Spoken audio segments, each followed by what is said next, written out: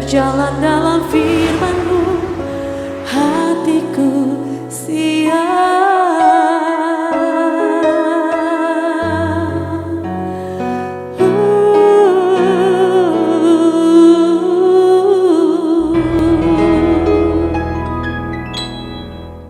Shalom, God Lovers. Senang saya bisa berjumpa kembali dalam program Rest in God malam hari ini. Bersama dengan Diaspora TV. Saya percaya setelah Anda melewati kesibukan sepanjang hari ini, mungkin Anda mengalami kelelahan dalam jiwa Anda sehingga Anda punya beban yang begitu berat. Jangan pernah putus asa sebab Tuhan mengundang kita untuk mengalami kelegaan. Tuhan Yesus berkata, "Marilah kepadaku semua yang letih lesu dan berbeban berat. Aku akan memberi kelegaan kepadamu." Mari kita berdoa. Tuhan Yesus, kami rindu program pada malam hari ini betul-betul memerdekakan kami. Memberikan jalan keluar dalam kehidupan pernikahan kami. Berkati acara ini, di dalam nama Tuhan Yesus kami berdoa dan mengucap syukur. Amin. Nah, Bapak Ibu, saudara-saudara yang kasih Tuhan, pada waktu yang lalu saya berkata bahwa pernikahan itu mendatangkan persoalan. 1 Korintus pasal yang ke-7 dalam ayat yang ke-28. Di situ dikatakan begini dalam terjemahan bahasa Indonesia masa kini atau terjemahan bahasa Indonesia sehari-hari. Tetapi kalau saudara kawin itu bukan dosa. Begitu juga kalau seorang gadis kawin, tidak berarti ia berdosa. Hanya mereka yang kawin itu akan menghadapi banyak kesusahan. Dan saya ingin saudara terhindar dari kesusahan-kesusahan itu. Artinya begini, menurut Rasul Paulus menikah itu baik, tapi tidak menikah itu lebih baik. Ada banyak orang berpikir bahwa kalau saya tidak menikah, berarti hidup saya terkutuk. Kita seringkali menghina para brotherhood, sisterhood, para biara-biarawati yang tidak menikah, ya. Kita menganggap biarawan itu dan biarawati adalah orang-orang yang terkutuk. Oh, salah. Kalau saudara mengambil keputusan menikah, itu baik. Tapi saudara mesti siap dengan berbagai macam masalah, kesusahan. Tapi kalau saudara tidak menikah, itu lebih baik kata firman Tuhan. Artinya apa? Saudara menghindarkan diri dari kesusahan-kesusahan tambahan. Nah, salah satu kesusahan yang harus saudara terima di dalam pernikahan itu namanya adalah konflik. Konflik itu bisa membuat sebuah hubungan yang tadinya manis menjadi pahit. Suasananya seperti perang dunia. Ya. Dan saudara bisa kehilangan kasih, bisa kehilangan rasa. Nah, saya akan melanjutkan hal yang keempat, ya. Seringkali yang bisa membuat rumah tangga itu konflik karena saudara tidak mempunyai keseimbangan di dalam berkarier, begitu. Memang sih ibu-ibu perlu belajar nih. Dulu waktu kita belum menikah dengan pasangan kita, dengan suami kita, dia kejar-kejar kita. Waktunya begitu banyak buat kita. Kita menjadi diperlakukan layaknya seperti seorang putri, seperti seorang kekasih yang luar biasa. Ya, suatu hari dia bisa menelpon 8, 9, 10 kali. Hanya ingin berkata, aku kangen deh sama kamu. Kamu lagi ngapain? Tahu enggak? Ya, semua pemandangan yang aku lihat pada hari ini enggak ada yang indah. Ya, dibandingkan dengan aku memandang wajahmu. Ya, wah luar biasa sekali. Pokoknya kata-katanya indah. Aku baru saja mencium bunga-bunga yang luar biasa, tapi tidak sewangi tubuhmu. Waduh luar biasa kata-katanya. Tetapi begitu menikah, kita menjadi miskin di dalam pujian, menjadi miskin di dalam ucapan-ucapan yang membangun. Makanya Tuhan berkata, kita harus belajar menggunakan kata-kata yang baik. Biarlah perkataanmu dimasinkan dengan garam sehingga orang yang mendengar dapat mengerti, kemudian mereka dibangunkan. Bukankah saudara perlu belajar seperti itu? Nah, karena saking sibuknya kita di dalam meniti karier kita, mengembangkan karier kita, sampai kita tidak menganggap bahwa pasangan kita itu menempatkan prioritas pertama, tapi kita justru menempatkan pasangan kita di prioritas yang keberapa begitu. Contoh, kita kadang-kala sudah janji sama anak-anak gitu, tapi nanti bisa batal karena hanya gara-gara Mr. Tanaka dari Jepang, Mr. Kim dari Korea datang begitu. Kita menganggap, wah ini adalah tamu agung. Kita lupa bahwa hubungan dengan pasangan itu lebih penting. Kalau saudara sakit, saya tanya Mr. Kim, Mr. Tanaka akan menemani saudara nggak berhari-hari begitu? Siapa yang nemenin saudara? Pasangan saudara, anak-anak saudara, keluarga saudara. Tapi itu mendapatkan tempat yang sangat sedikit di hati saudara, bukan prioritas yang utama. Ya, jadi ada banyak orang yang misalnya seperti seorang ibu gitu. Waduh, begitu sibuknya berkarier, rapat dengan dengan teman-temannya, dengan tenan-tenannya, dengan bos-bosnya segala macam. Tapi biasanya dengan pasangan dia tidak mendahulukan sehingga pasangannya itu merasa menjadi kesepian begitu. Ya. Jadi ini yang saya anggap tidak etis gitu ya, tidak sesuai firman. Pasangan itu jadi nomor 2 begitu. Bahkan ada orang loh saudara yang mengorbankan waktu berani kerja dari pagi sampai malam demi yang namanya uang. Ya, dia korbankan waktu-waktu dengan pasangan yang berharga sekali. Hati-hati, Anda akan kehilangan itu semua momen yang berbahagia itu. Jadi yang perlu Anda lakukan, jalan keluarnya maksud saya, coba buat beberapa pengorbanan dan tetap lakukan keseimbangan di dalam saudara bekerja. Hargai pasangan saudara, dia perlu diberikan waktu, ya. Pasangan saudara juga membutuhkan perhatian, bukan hanya pekerjaan saudara yang membutuhkan perhatian, pasangan saudara membutuhkan perhatian. Sesibuk-sibuknya kita kerja, jangan lupa bertanya, papa sudah makan belum, mama lagi ngapain. Ucapkan kata-kata yang romantis, aku sayang sama kamu begitu. Jadi sesibuk apapun juga saudara mesti menyisikan waktu. Sekedar bertanya, kamu udah makan belum? Jaga kesehatan, aku rindu sama kamu begitu. Wah, jangan saking sibuknya terus kita udah gak pernah berikan perhatian terus kita marah lagi, kita bilang gitu. Kamu mesti tahu diri ya. Ini saya punya waktu berharga sama Mr. Tanaka sama Mr. Kim.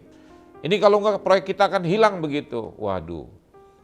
Saudara berani kehilangan pasangan dibandingkan kehilangan pekerjaan. Ya, hati-hati saudara. Anda tidak akan jadi apa-apa kalau Anda kehilangan keluarga saudara. Ya, Tuhan sangat mementingkan hubungan. Hubungan dengan pasangan itu menempati tempat tertinggi sesudah Tuhan, bukan pekerjaan. Yang kelima, ya 1, 2, 3 yang kemarin, sekarang keempat, yang kelima, yang keenam, dan yang ketujuh yang terakhir. Apa yang bisa membuat sebuah konflik di dalam keluarga? Yaitu perselingkuhan. Berselingkuh itu adalah bendera merah yang serius yang menyebabkan terjadinya perpisahan, perceraian. Biasanya saya ingin kasih tahu tidak ada maaf untuk pasangan yang berselingkuh. Terutama begini, kalau suami berselingkuh, istri harus memaafkan. Tapi sebaliknya kalau istri berselingkuh, tiada maaf bagimu. Memang tidak adil, tapi saya ingin beritahu, jangan pernah memberikan kesempatan kepada iblis untuk masuknya orang ketiga sehingga akhirnya rumah tangga saudara yang harus dikorbankan. Kalau pasangan akhirnya berpisah dengan saudara, itu membuat luka pada anak-anak, membuat luka pada keluarga. Apalagi kalau saudara adalah seorang hamba Tuhan, seorang pemimpin, itu akhirnya akan merugikan jemaat yang sudah pimpin. Mereka tidak melihat teladan saudara. Bukan khotbah saudara yang bagus. Ada seorang hamba Tuhan besar yang bercerita tentang temannya seorang pendeta besar juga, tapi hidup dalam perselingkuhan. Dan setelah dia mendengar khotbah daripada temannya yang dipakai Tuhan ini, orang ini menjadi sadar dan dia berjanji dia akan bertobat sungguh-sungguh, dan hari Minggu besok merupakan hari terakhir dia berselingkuh. Tapi waktu dia berkhotbah hari Minggu, wah luar biasa. Ada banyak orang dilawat melalui khotbahnya.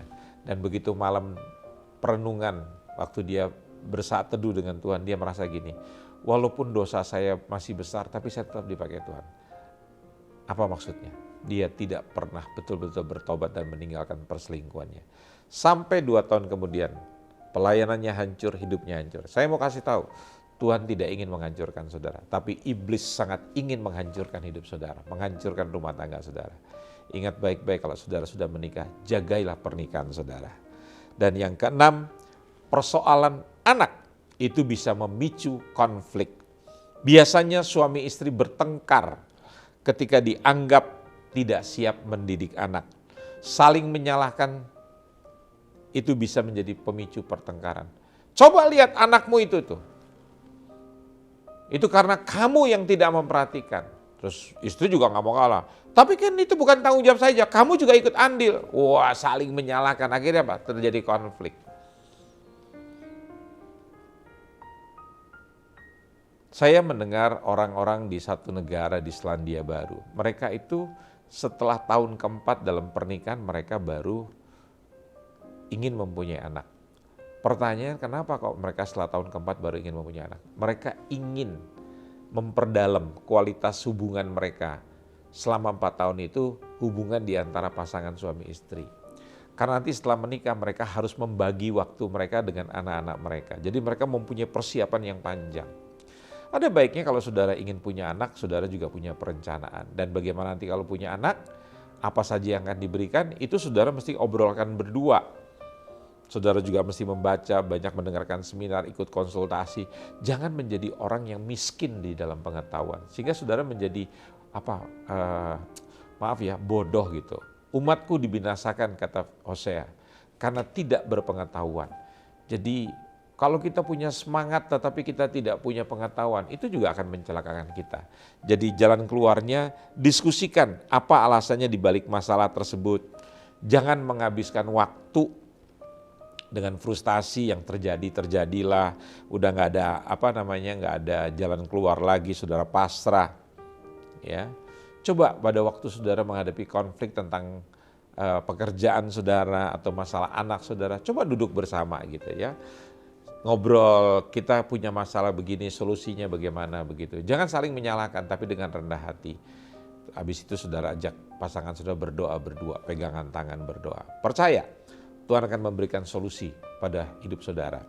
Dan yang terakhir daripada penyelesaian konflik ini dalam keluarga, dalam rumah tangga, yaitu masalah yang bisa memicu konflik adalah masalah uang.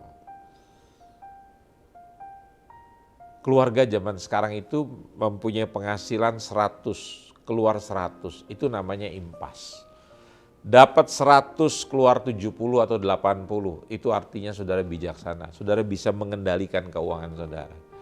Tapi ada orang yang mempunyai penghasilan 100 dan membelanjakan 150, ini namanya mujizat.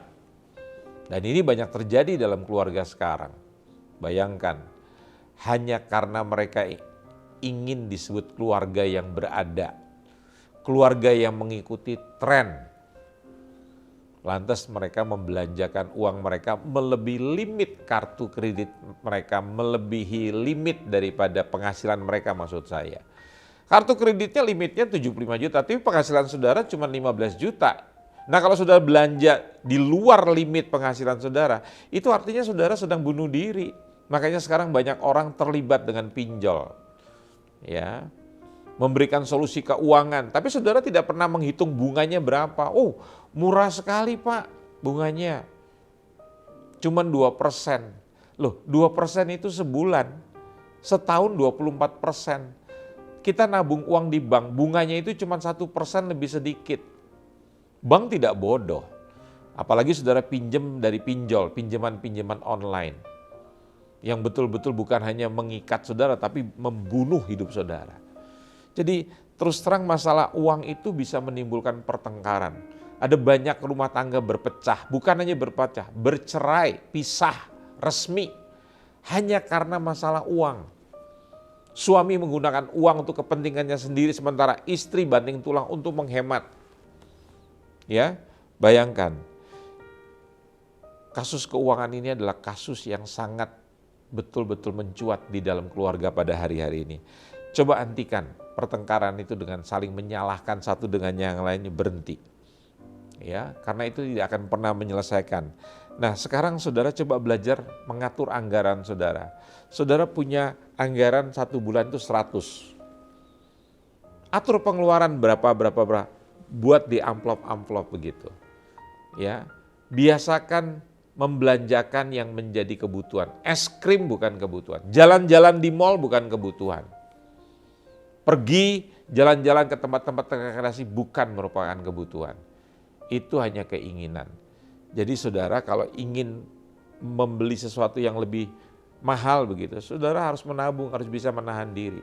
Saya percaya ketujuh hal ini yang sudah dibagikan.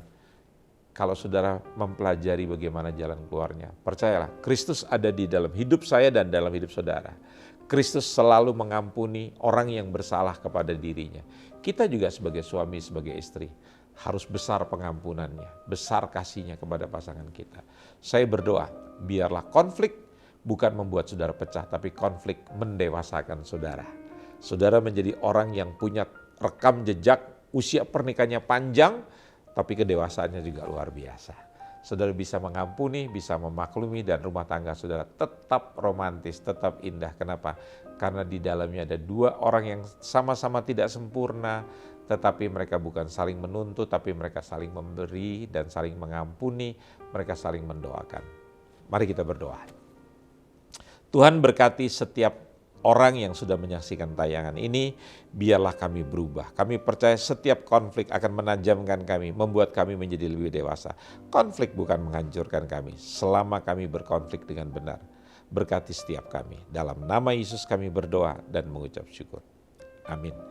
Nah, kalau saudara saat ini dan keluarga sedang mengalami tekanan, mengalami pergumulan yang hebat, ada sakit penyakit, di layar saudara ada tertera nomor telepon daripada kami. Dan Anda bisa menghubungi tim doa kami dan mereka nanti akan mendoakan saudara. Dan juga jangan lupa komen di dalam kolom komentar di channel Diaspora TV ini. Dan firman Tuhan berkata, Engkau telah memberikan sukacita kepadaku. Lebih banyak daripada mereka ketika mereka kelimpan gandum dan anggur. Dengan tentram aku mau membaringkan diri, lalu segera tidur. Sebab hanya Engkaulah, ya Tuhan, yang membiarkan aku diam dengan aman. Selamat beristirahat dan nikmatilah Rest in God malam hari ini. Tuhan Yesus memberkati saudara sekalian. Amin. Hatiku siap